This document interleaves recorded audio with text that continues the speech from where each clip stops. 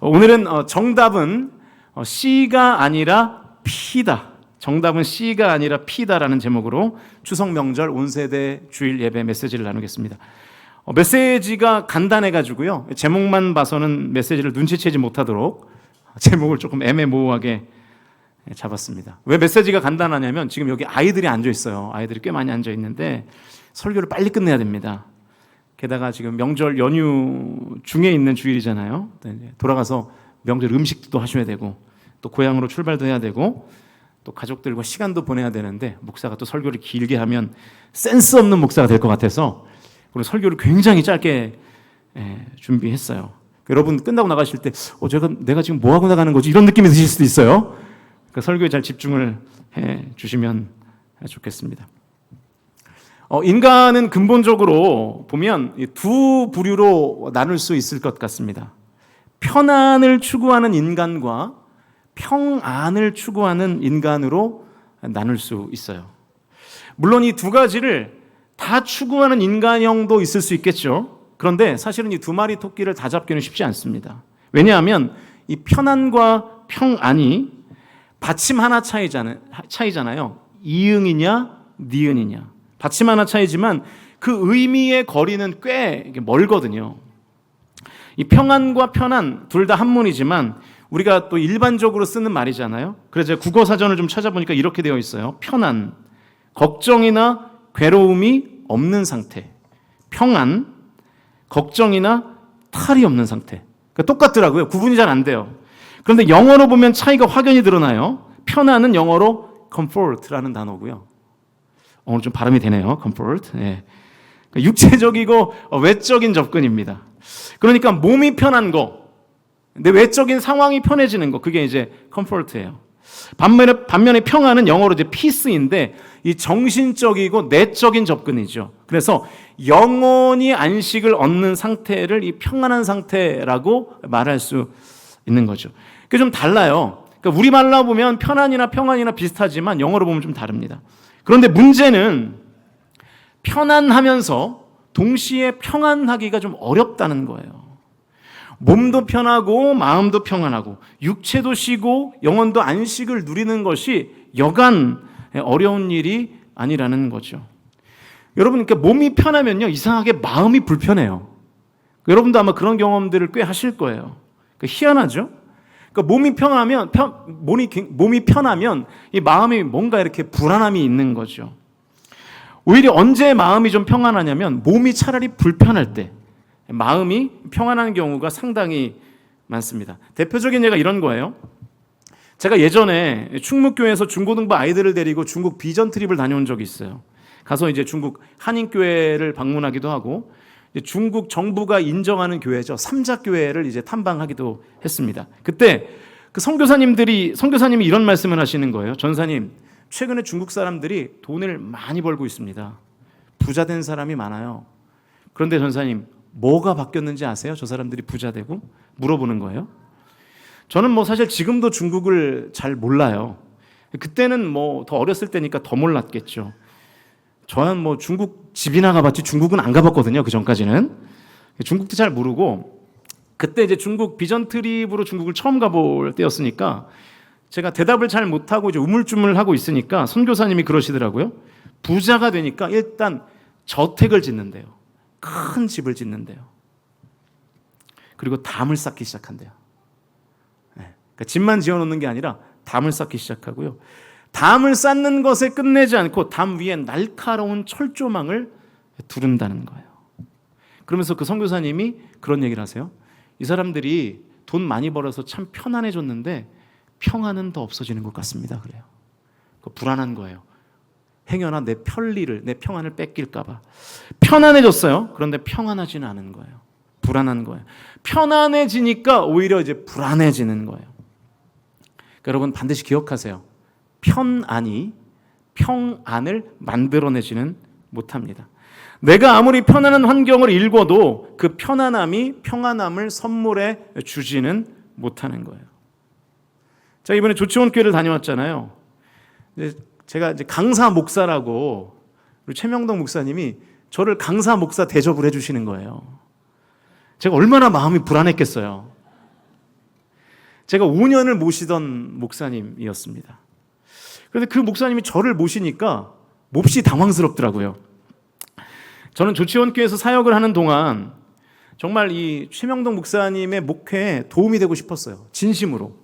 특별히 수석 목사로 사역하던 1년 반은 정말로 목사님의 목회를 최선을 다해서 돕고 싶었어요. 제 자원하는 마음으로. 그래서 제가 자원해서 자발적으로 목사님의 허드렛 일을 제가 하기도 했어요. 목사님은 막 하지 말라고 손사래를 쳐도 목사님 바쁘시니까 그냥 제가 할게요. 그러면서 허드렛 일을 한 경우가 많았어요. 그래서 목사님 안경이 고장나면 제가 받아다가 안경 수리해서 드리고 막 그랬거든요. 그러니까 제가 자발적으로 그런 일들을 했어요. 예, 이런 일을 또 공개하면 우리 아내가 안 좋아하는데 그 목사님이 감기로 고생하시면 이 목양실에서 아내가 영양제를 놔드리고 그랬어요.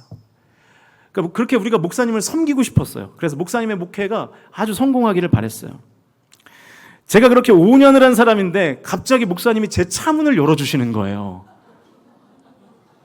얼마나 마음이 불편해요. 제 차가 떠나는 것을 보고 계세요. 그러니까 빨리 가니까 제 몸은 편하겠죠. 근데 마음은 너무 불안한 거예요. 그래서 제가 아내한테 야, 빨리 가자 막 이랬어요. 새벽 집회 전에 이제 목사님 방에서 차를 마시니까 이제 화장실이 가고 싶잖아요. 화장실을 가려고 하는데 최 목사님이 그 담임 목사실에 딸려 있는 화장실을 쓰라는 거예요. 5년 동안 있으면서 한 번도 거기에 들어가 본 적이 없습니다. 네. 그래서 제가 목사님한테 그랬어요. 목사님 그냥 저기 밖에 있는 화장실 갈게요. 그랬더니 막 저를 막 야단을 하시면서 여기 쓰라고 괜찮다고 강사는 써도 된다고 막 그러면서 그러니까 마음이 너무 불편한 거예요. 불안한 거죠. 그래서 화장실을 쓰긴 썼는데 이게 뭐 본 건지 안 본 건지 이게 죄송합니다. 더러운 얘기를 해가지고 그러니까 아무리 편해도 마음이 불안하니까 좋지가 않더라고요. 여러분 우리가 이 평안을 만들어내지 못한다는 사실과 함께 또 하나 기억해야 될 것이 있습니다. 그게 뭐냐면 사탄은 우리를 편안으로 유혹해서 평안하지 못하게 만든다는 거예요.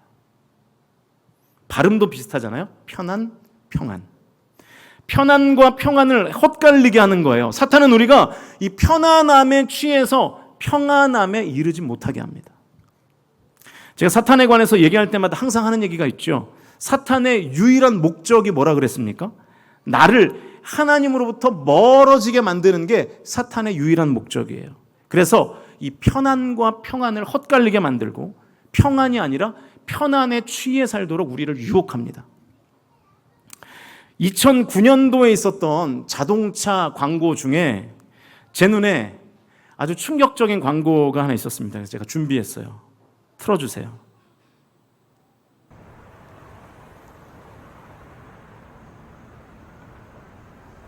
요즘 어떻게 지내냐는 친구의 말에 그랜저로 대답했습니다.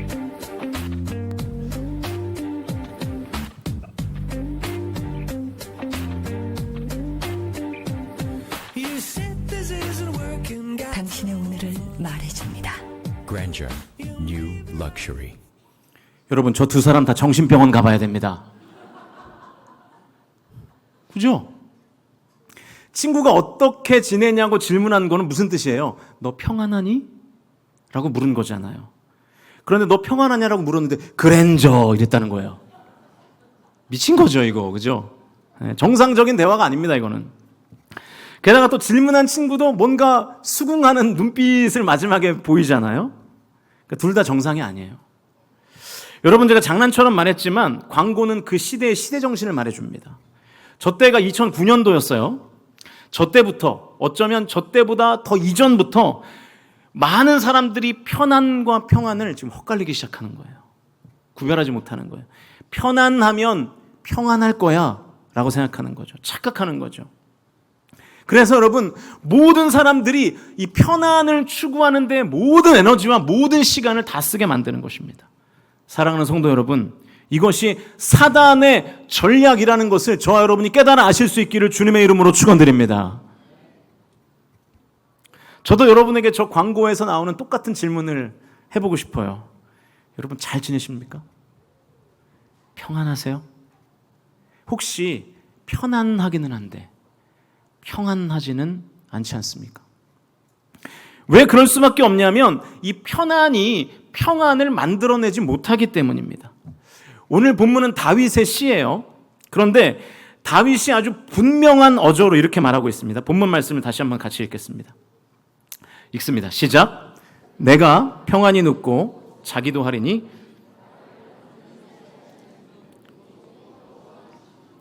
할렐루야. 나를 안전하게 하시는 분은 오직 여호와 하나님 한 분이신 줄로 믿습니다. 여기 평안이라는 단어가 나오죠. 여러분이 잘 아시는 대로 히브리어로 샬롬, 피스라는 단어예요. 영어로 하면. 안전히라는 단어도 나오는데 히브리어로 베타흐라는 단어예요. 안심하는, 염려가 없는 그런 뜻입니다. 다 마음과 관련된 단어들이에요. 그러니까 지금 다윗이 뭐라고 신앙 고백을 하고 있냐면 평안은 하나님이 주시는 것이라고 지금 고백하고 있는 거예요. 사랑하는 성도 여러분, 편안이 아니라 평안은 오직 하나님만이 주실 수 있음을 믿으실 수 있기를 주님의 이름으로 축원드립니다. 지금 다윗이 저 시를 언제 쓴지 아세요? 다윗이 압살롬의 반역에 쫓겨서 망명길에 오를 때에 쓴 시예요. 편안한 궁에서 쓴 시가 아니에요.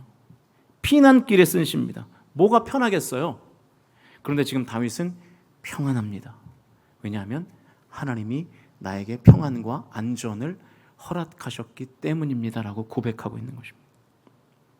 그러니까 이 편안을 통해서 평안에 도달하려고 하는 사람들만큼 어리석은 사람이 없는 거예요. 가능하지 않거든요. 편안함은 자꾸만 증대되는데 평안이 없는 거죠. 중국의 부자들처럼.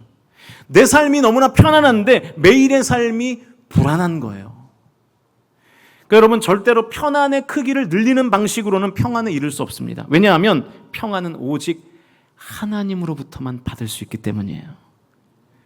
지금 온 가족이 모여있는 이 추석 명절에 우리 온 가족 모두가 평안은 오직 하나님만이 주시는 것이라는 것을 깨달으실 수 있기를 주님의 이름으로 간절히 축복합니다. 그래서 예수님께서 요한복음 14장 27절에서 이렇게 말씀하십니다. 화면을 보시면서 같이 읽겠습니다. 시작. 평안을 너희에게 끼치노니 곧 나의 평안을 너희에게 주노라. 내가 너희에게 주는 것은 세상이 주는 것과 같이 아니하리라. 너희는 마음에 근심하지 말고 두려워하지도 말라. 할렐루야. 지금까지 제가 여러분에게 반복적으로 했던 얘기를 예수님께서 지금 한 문장으로 정리하시는 거예요. 평안은 내 거라는 거예요. 예수님이 가지고 계신 평안을 우리에게 줄 때 우리가 그때 비로소 평안하는 거예요. 그때 비로소 안식하는 거예요. 나의 평안을 너희에게 줄 텐데 내가 주는 평안은 세상의 것과 같지 않다는 거예요. 여기서 세상이 주는 게 뭘까요? 편안이죠. 편안. 예수님이 주시는 평안과 세상이 주는 편안은 다르다는 것입니다.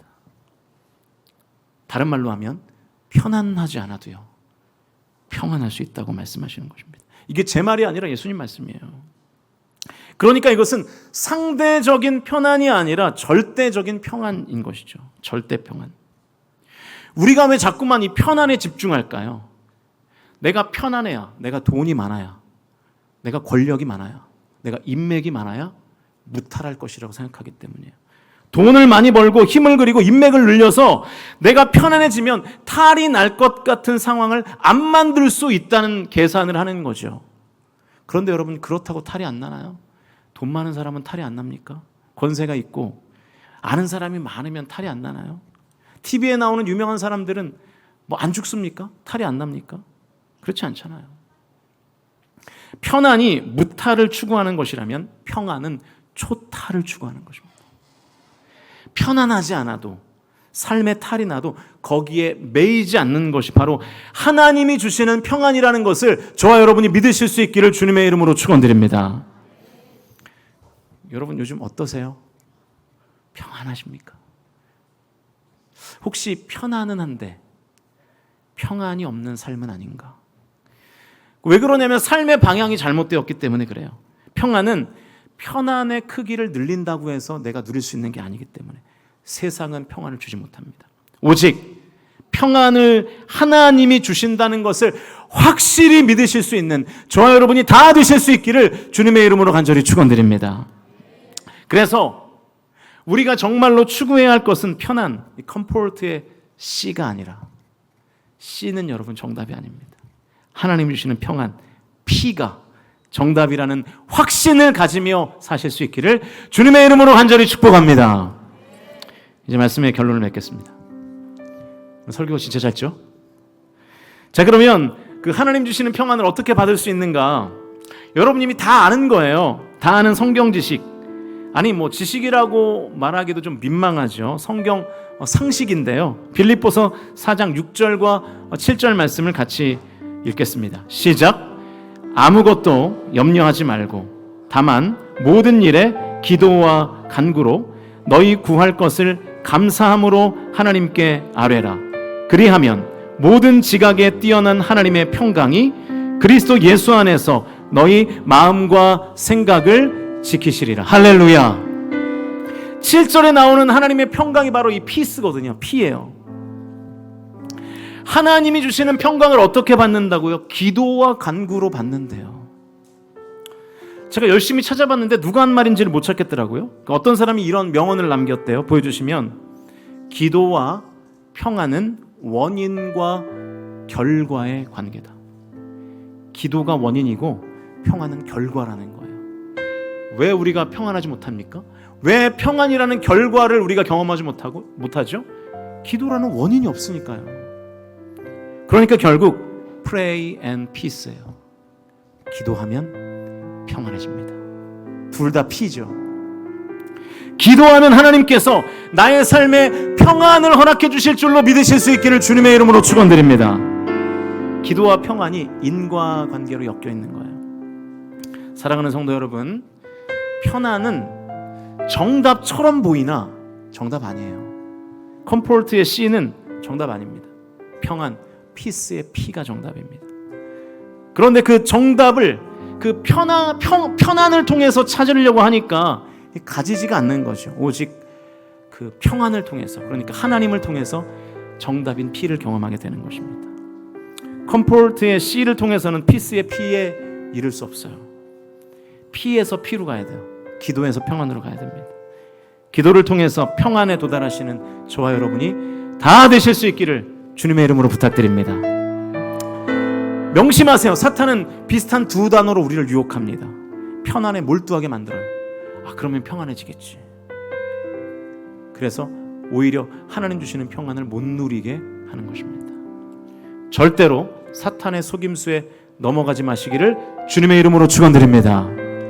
저와 여러분의 삶이 편안이 아니라 평안함에 집중하는 삶이 되어서 인생의 때때로 불편함이 찾아온다 하더라도 늘 평안함을 유지하실 수 있기를 주님의 이름으로 간절히 축원드립니다.